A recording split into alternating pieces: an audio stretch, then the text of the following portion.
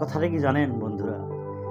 আপনার সংসারে বা আপনার বাড়িতে আপনার ১ পয়সার প্রয়োজনও নাই বা কেউ প্রয়োজন বোধ করে না। প্রয়োজন বোধ করে শুধুমাত্র আপনি কি কাজ করেন বা কি করেন ওইটা। বলবেন কিভাবে? তাহলে শুনেন। আপনি আজকে মারা গেলেন, সুন্দর আপনার আত্মীয় স্বজন বা নিজের যত মানুষ আছে সবাই আপনারে ধুয়ে টুয়ে কান্দে করে নিয়ে কবর-সবর দিয়ে আসবো, কান্দাকাটি করব।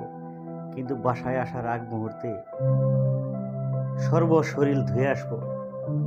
কারণ ওই আপনার যে মরার ছোঁয়াটা, ওই ছোঁয়াটা বাসায় আনবে না। বাসায় আসার পর আপনার যত কাপড়-চোপড়, বিছনাপাতি যা ছিল সব হয় পুড়ে দিবে, জ্বালিয়ে দিবে, নতুবা দান করে দিবে।